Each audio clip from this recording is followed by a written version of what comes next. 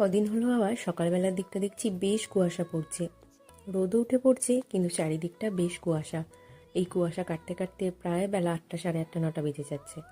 যাই হোক, সকালবেলা উঠেই তো একবার ছাদে গেছিলাম যে কতক্ষণ একটু রোদটা গায়ে পাবো। চা নিয়ে আর বসার সময় পাইনি, এত কাজ ছিল কালকে, আর খুব বেলা হয়ে গেছিলো স্নান করতে, তাই একটু ছাদটায় রোদে দাঁড়িয়েছি। দুপুর মানেই তো রোদ যাবার সময়, কিন্তু চুলটাও ভিজে থাকে। তারপর নিচে এসে ছেলেকে নিয়ে বেরিয়েছি একটু দোকানে যাব। এখন তো সন্ধ্যাবেলা মানে বেশ ঠান্ডা আমাদের এখানে, তাই প্রত্যেক দিন তো বেরোনোই হয় না। ধরতে গেলে কোনো কোনো সপ্তাহে একদিনও সময় হয় না ছেলেকে নিয়ে বেরোবার।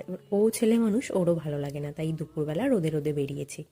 মাঝে মধ্যে ওরও কিছু বায়না থাকে, একটু বিস্কুট কিনবো কি একটু চকলেট কিনবো, সেই জন্যই নিয়ে বেরোনো। রোজ রোজ একঘেয়েমি বাড়িতেও ভালো লাগে না, বাড়ির খাবারও ভালো লাগে না। যাই হোক, আমরা এখন দোকানে যাচ্ছি। দোকান থেকে সে এখন কেক তৈরি করার জন্য টুটি ফুটি কিনেছে। তারপরে বললো চলো একটু স্টেশনে যাব, একটা ট্রেন দেখবো, তারপরে বাড়ি আসবো। এত ট্রেন পাগল ছেলে আমার, কি বলবো, মনে হয় তো মাঝে মাঝে যে বাড়িতে একটা ট্রেন নিয়ে গিয়ে রাখি। দোকান থেকে বাড়ি ফিরে সে বাবু এখন ঘুমাচ্ছে, সন্ধ্যা হয়ে গেছে, এদিকে মনে হচ্ছে একটু কফি খাই।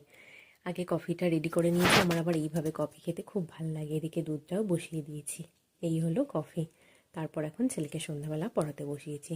সারাটা দিন মা ছেলের আমাদের ঠিক এভাবেই প্রত্যেকটা দিন কেটে যায়।